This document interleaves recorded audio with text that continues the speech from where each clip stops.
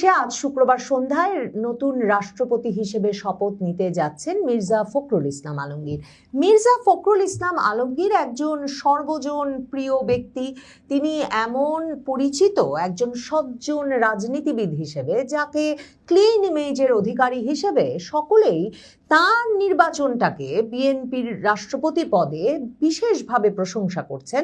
মির্জা ফখরুল ইসলাম আলমগীর যে বিএনপি সরকার গঠন করলে রাষ্ট্রপতি হতে পারেন, এই আলাপটা কিন্তু বিএনপি নির্বাচন করবার আগে থেকেই ছিল। বিএনপি নিশ্চিতভাবেই রাষ্ট্রপতি পদে এমন একজন বিশ্বস্ত বিশ্বাসভাজন ব্যক্তিকে বসাতে চাইবেন যিনি বিএনপি সরকারকে নিরাপত্তা দেবেন, প্রধানমন্ত্রী তারেক রহমানের ক্ষমতায় থাকার বিষয়টাকে আরো নিরাপদ করে দেবেন। বাংলাদেশে এমনিতে রাষ্ট্রপ্রধান হিসেবে সর্বোচ্চ সাংবিধানিক পদ রাষ্ট্রপতির বটে, কিন্তু এটা একটা মূলত আলংকারিক পদ। মানে বলা হয় প্রধানমন্ত্রী, প্রধান বিচারপতি, এই দুটো পদে তিনি স্বাধীনভাবে নিয়োগ দিতে পারেন প্রধানমন্ত্রীর পরামর্শ ছাড়া, আর সবই তাকে প্রধানমন্ত্রীর পরামর্শক্রমে করতে হয় বটে।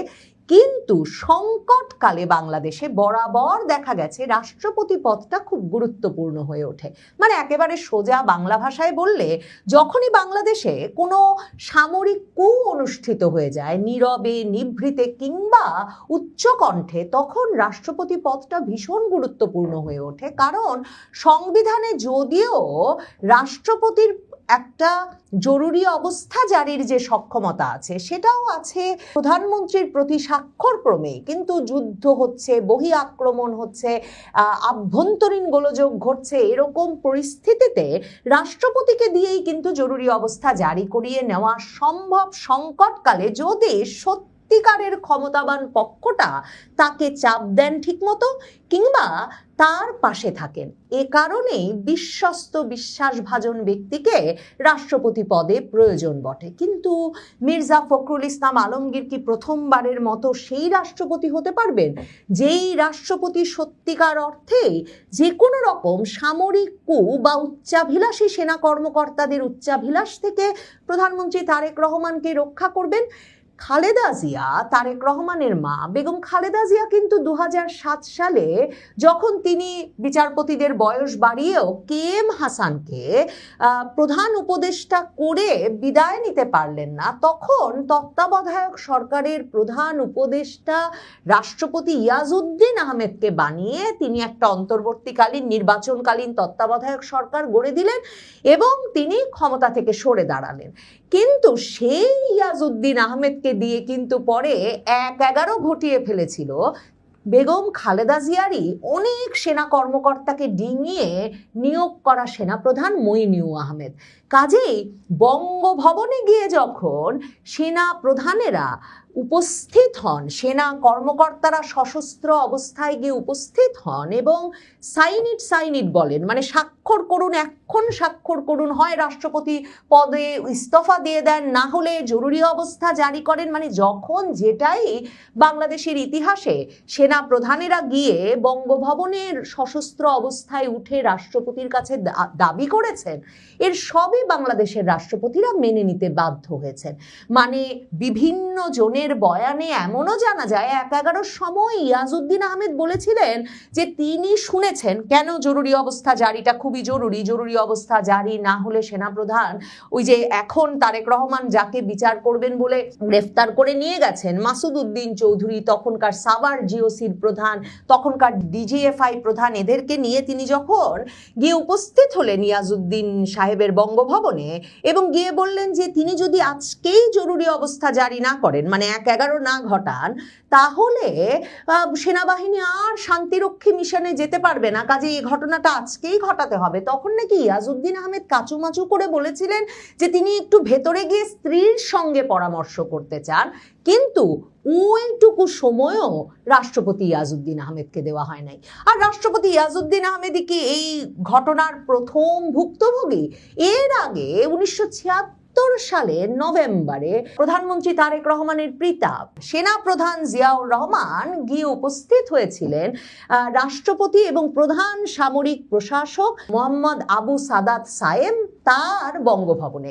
এবং সেখানে গিয়ে তখন তিনিও একা যান নাই, তিনিও আরো সেনা কর্মকর্তাদের নিয়ে গিয়েছিলেন, এরশাদ সাহেবকে নিয়ে গিয়েছিলেন এবং আরো অন্যান্য সেনা কর্মকর্তাকে নিয়ে গিয়ে, এবং ইতিহাস লেখকই লিখেছেন সশস্ত্র অবস্থায় গিয়ে তারা হাজির হয়েছিলেন। রাতভর তারা ওই আবু সাদাত সায়েমকে বলে যান যে তিনি যেন প্রধান সামরিক প্রশাসকের পদ থেকে পদত্যাগ করেন এবং সেনাপ্রধান জিয়াউর রহমানের হাতেই রাষ্ট্র পরিচালনার ক্ষমতা দিয়ে দেন। এবং ইতিহাস লেখক মহিউদ্দিন আহমেদের বিএনপির সময় অসময় বইয়ে স্পষ্টত তিনি লিখেছেন যে ওই যে 1976 সালের 28শে নভেম্বর জিয়া যেয়ে উপস্থিত হলেন বঙ্গভবনে আবু সাদাত সায়েমের, তার প্রধান কারণ ছিল যে তিনি বুঝেছিলেন যে বিচারপতি সায়েম একাধারে রাষ্ট্রপতি ও প্রধান সামরিক প্রশাসক হিসেবে থাকলে তার জন্য সেনাপ্রধান জিয়ার জন্য এটা বিপজ্জনক হতে পারে। এবং ওই ইতিহাস লেখক মহিউদ্দিন আহমেদ লিখছেন যে সায়েম কিছুতেই রাজি হচ্ছিলেন না। রাত 1টার দিকে গিয়ে অবশেষে এই সেনা কর্মকর্তারা তাকে রাজি করাতে পারেন সই করতে, যাতে তিনি প্রধান সামরিক প্রশাসকের পদটা ছেড়ে দেন। এরপর যে বই লিখে গেছেন বঙ্গভবন লাস্ট ফেজ নামে, সেই বইয়েও তিনি উল্লেখ করেছেন যে তিনি যে শেষ পর্যন্ত 1977 এপ্রিলে রাষ্ট্রপতি পদটাও ছেড়ে দিতে বাধ্য হলেন সেনাপ্রধান এবং প্রধান সামরিক প্রশাসক জিয়ার কাছে, সেটাও তিনি স্বইচ্ছায় করেন নাই। তিনি যে অসুস্থ এটা বারবার তাকে বুঝিয়ে চাপ দিয়ে তারপর অসুস্থতার কারণে তাকে পদত্যাগে বাধ্য করা হয়েছিল। কাজেই সেনাবাহিনী সক্রিয় হয়ে উঠলে, সেনাবাহিনীর প্রধানই যদি রাষ্ট্রপতি হয়ে বসতে চান, জরুরি অবস্থা জারি করাতে চান, একটা নতুন সরকার গঠন করে দিতে চান, মূল কথা সেনাবাহিনী নামে বেনামে কু করতে চাইলে কোন রাষ্ট্রপতি শেষ পর্যন্ত কোন সরকারকে নিরাপদ রাখতে পেরেছে এখন পর্যন্ত বাংলাদেশে তার উদাহরণ নাই। 2024-এর 5ই আগস্টেও যা হলো, মানে সেনাপ্রধান ওয়াকারুজ্জামান তার 2 কাঁধে নৌবাহিনী প্রধান আর বিমান বাহিনী প্রধানকে নিয়ে ওই যে বঙ্গভবনে গিয়ে উপস্থিত হলেন একটা অন্তর্বর্তীকালীন সরকার গড়তে। আর তার আগে সেনাপ্রধান যে সেনানিবাসে বাংলাদেশের তাবৎ রাজনৈতিক দলগুলোকে ডেকে ঠিক করে নিলেন যে কি ধরনের সরকার গঠিত হবে, এবং আওয়ামী লীগ ক্ষমতা থেকে চলে গেলে একটা নির্বাচন দ্রুত অনুষ্ঠিত হবে, সেই নির্বাচনের মাধ্যমে বিএনপি ক্ষমতায় আসবে, এর মাঝে যে সরকারটা গঠিত হবে তার মূল দায়িত্ব হবে নির্বাচন। এসব পাশ কাটিয়ে সেনাপ্রধান ওয়াকার যে প্ল্যান করলেন যে তিনি শেখ হাসিনার পতন হওয়া মাত্র যে রাজনৈতিক নেতৃবৃন্দের সঙ্গে আলাপ করবেন অন্তর্বর্তী সরকার গঠন নিয়ে, তার প্রধান হয়ে উঠবেন জামায়াতে ইসলামীর আমির ডাক্তার শফিকুর রহমান, সেগুলো মাথায় রাখলে এই যে এ দফায়ও 2024-এর 5ই আগস্টে শুধু যে সেনাপ্রধান ওয়াকার একটা কু ঘটিয়ে দিয়েছেন তাই নয়, শুধুমাত্র সরকারের পতন ঘটিয়েছেন তাই নয়, তিনি কিন্তু বাংলাদেশের রাজনীতিতে ওই যে সেনাবাহিনীর সেই 111 থেকেই 111 থেকেই যেটা স্বপ্ন, দ্বিদলীয় শাসন ব্যবস্থার বাইরে নতুন রাজনৈতিক দলের উত্থান, ইউনূসের একটা রাজনৈতিক দলের উত্থান, সেই প্রক্রিয়াটাও কিন্তু বেশ সম্পন্ন করে এনেছেন। -2 ফর্মুলার একটি দল আওয়ামী লীগকে রাজনৈতিক কার্যক্রমে নিষিদ্ধ করে রাখা গেছে।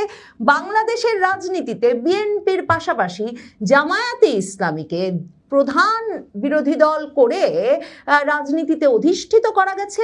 আর ইউনূসের দল হিসেবে একেবারে ইউনূস সরকার গঠন করার পরেই যেমন ক্ষমতার কেন্দ্রে তরুণ ছাত্র নেতাদের নিয়ে আসতে পেরেছেন ওয়াকারুজ্জামান, ঠিক তেমনিভাবে তিনি সেই ইউনূসের দলটাকেও কিন্তু পুরোপুরি তার এক রকমের পৃষ্ঠপোষকতায় এবং ইউনূস সরকারের সম্পূর্ণ তত্ত্বাবধানে গঠন করার সুযোগ দিয়েছেন। এবং জাতীয় নাগরিক পার্টি এনসিপির সেই তরুণ নেতারাও সংসদ সদস্য হয়ে বসেছেন এবং রাজনৈতিক কার্যক্রমে কি করা দরকার কি না করা দরকার এই বিষয়ের যেসব সিদ্ধান্ত, সেসব সিদ্ধান্তের কেন্দ্রে এখনো অবস্থান করছেন।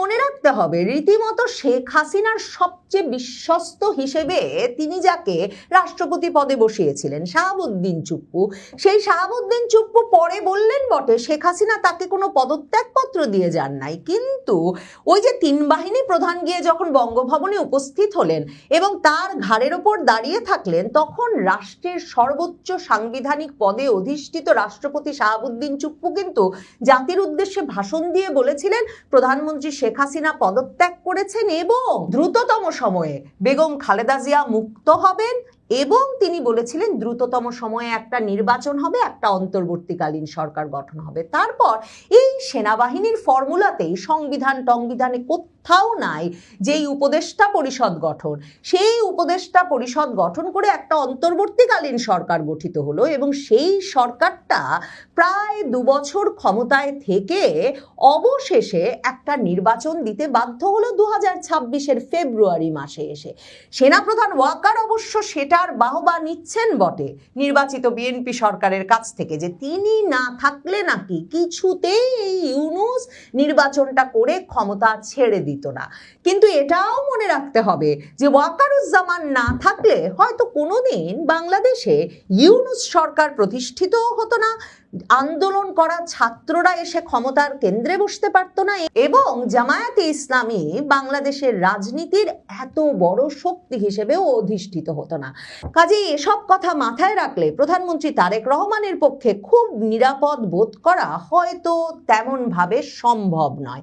কাজেই সেনাপ্রধান ওয়াকারুজ্জামান, যিনি নাকি নির্লোভ, এবং নির্লোভ বলেই নাকি তিনি ইউনূস সরকার গঠন করে দিয়েছিলেন কিন্তু নিজে ক্ষমতা গ্রহণ করেন নাই, সেই ব্যক্তিটিকে 2027 সালের মাঝামাঝি পর্যন্ত সেনাপ্রধান হিসেবে রেখে সত্যি কতটা নিরাপদ থাকবেন প্রধানমন্ত্রী তারেক রহমান? নিশ্চয়ই তিনি সেটা ভাবছেন, কারণ সেনাপ্রধান ওয়াকারুজ্জামান যে ব্যাপক জাতীয় পরিচিতি পেয়েছেন 2024-এর আগস্টের পর থেকে, সেটাও যে কোনো বেসামরিক সরকারের জন্য বেশ উদ্বেগের বিষয় বটে। মার্কিন যুক্তরাষ্ট্র বাংলাদেশের মতো যেসব দেশেই রেজিম চেঞ্জ অপারেশন ঘটিয়েছে, কিংবা আরব বসন্তের ইতিহাসটাও যদি আমরা মনে করি, তাহলেও দেখব যে সাধারণভাবে ওই রেজিম চেঞ্জ অপারেশনের পর, এক সরকারের পতন ঘটানোর পর মার্কিন যুক্তরাষ্ট্র কোথাওই শান্তিতে প্রথমবার নির্বাচিত সরকারকে কিন্তু ক্ষমতায় থাকতে দেয়নি। যেমন মিশরে তারা পছন্দ করেছে সিসির মতো একজন সামরিক কর্মকর্তাকে একটা দীর্ঘ মেয়াদে সরকার পরিচালনার জন্য। কাজেই সামরিক বাহিনীর সঙ্গে বাংলাদেশে যে দেশি বিদেশি পক্ষগুলো সারাক্ষণ সরকার পরিবর্তন, ক্ষমতা পরিবর্তন, বাংলাদেশের রাজনীতিতে নানা রকম পালাবদল ঘটাতে সংযোগ রাখে, সেটাই বাংলাদেশের ইতিহাস। এই সব মিলিয়ে সজ্জন ভদ্রলোক বর্ষিয়ান রাজনীতিবিদ মির্জা ফখরুল ইসলাম আলমগীরের রাষ্ট্রপতি জীবন কেমন যায় সেটা দেখবার জন্য যেমন অপেক্ষা করতে হবে, তেমনি দেখতে হবে প্রধানমন্ত্রী তারেক রহমান তার সরকারকে, তার প্রধানমন্ত্রিত্বকে আরো নিরাপদ করতে শুধু রাষ্ট্রপতি পদে বদলে নিয়েই থামেন, নাকি তার চেয়েও গুরুত্বপূর্ণ যে পথটি বরাবর রাষ্ট্রপতিকে দিয়ে তাদের ক্ষমতায় আসার পথ হাসিল করে থাকে, সেই পথটিতেও পরিবর্তন আনেন প্রধানমন্ত্রী তারেক রহমান।